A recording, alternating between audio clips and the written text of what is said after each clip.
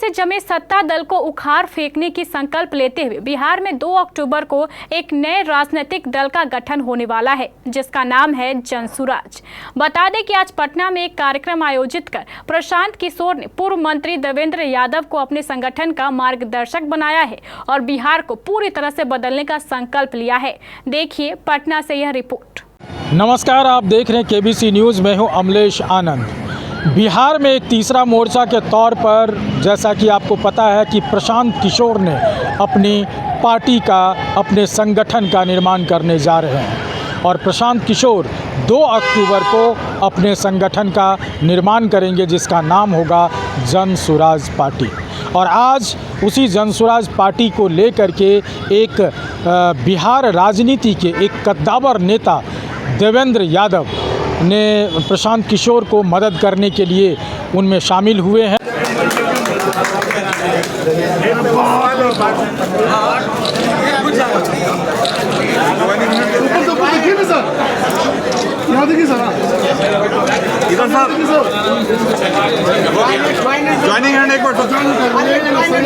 प्रशांत किशोर को मदद करने के लिए जिस मन से उन्होंने कहा है कि हमें अच्छे राह की तलाश थी और अच्छे राह पर चल रहे हैं प्रशांत किशोर जी, और उनको हम हमेशा मदद करेंगे।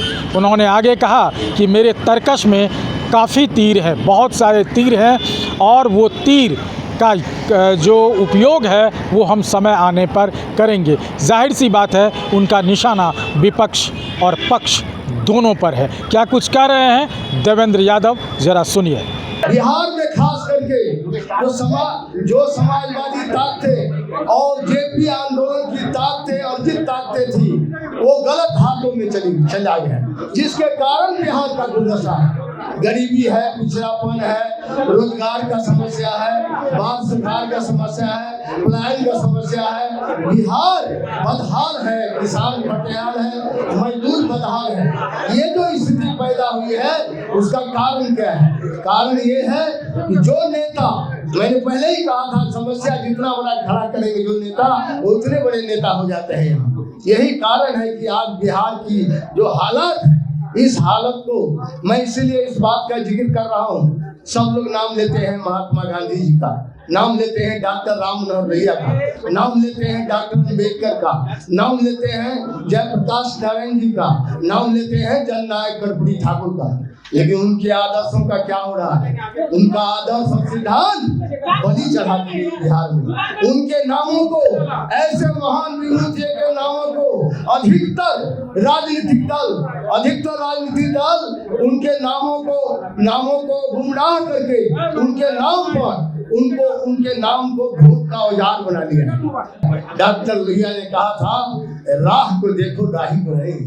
हम प्रशांत भाई को केवल नहीं देख रहे, जो मेरा छोटा भाई, हम इनके राह को देख रहे हैं। राह पहली बार एक व्यवस्था परिवर्तन का राह निकला है। पता नहीं इस राह को ये लोग कितने बौखला गए हैं। कुछ बात तुम्हारा क्या दिक्कत है?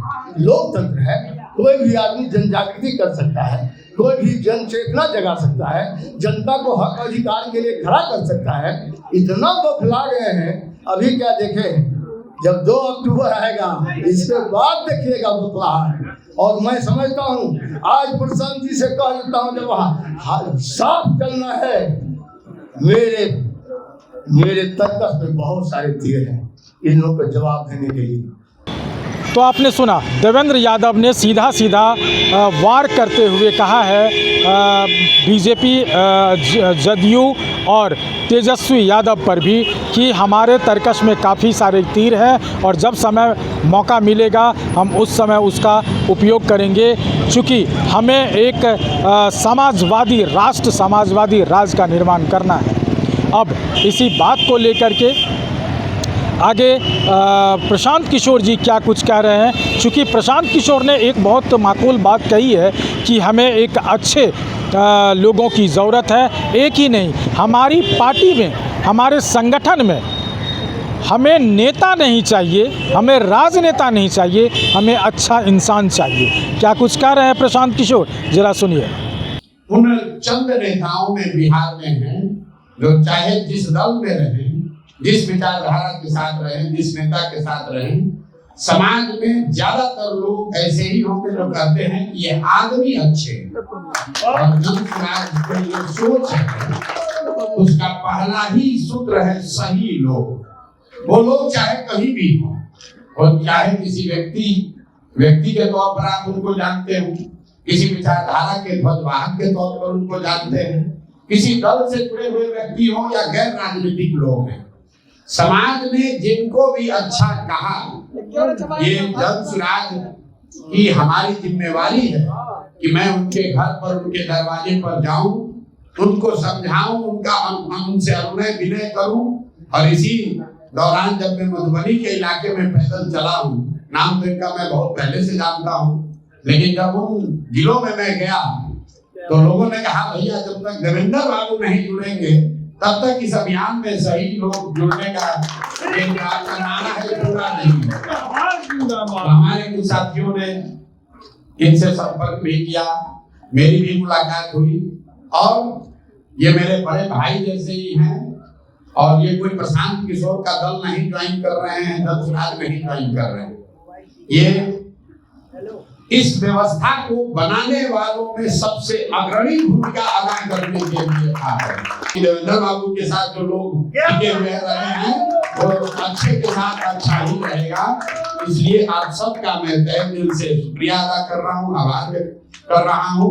आइए संकल्प लीजिए, अपने जीवन काल में जो जनसुराज का लक्ष्य है, समता मूलक समाज का सिर्फ नारा नहीं, ऐसा समता मूलक समाज बने अपने जीवन काल में हम एक ऐसा भी बिहार देखें जब हरियाणा, पंजाब, गुजरात, महाराष्ट्र से लोग रोजी रोजगार करने के लिए बिहार में आए, तब हम लोग मानेंगे कि जयप्रकाश और लोहिया का सपना पूरा हुआ।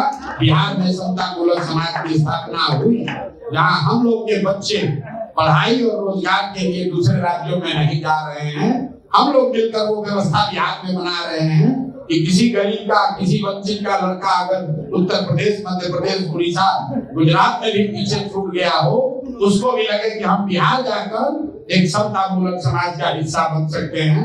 इस सपने को लेकर ये प्रयास शुरू किया गया है और आप जैसे लोग इसमें आ रहे हैं, आप इसको आशीर्वाद दे रहे हैं, ये हम लोग के लिए गौरव की बात है। तो आपने देखा प्रशांत किशोर ने भी अपनी बात को बड़ी बेबाकी से रखा है और उन्होंने कहा है कि आगामी जो चुनाव होगा उस चुनाव में हम अपनी पूरी ताकत लगाएंगे और हम समाजवादी प्रवृत्ति के लोग को हम यहाँ स्थापित करेंगे।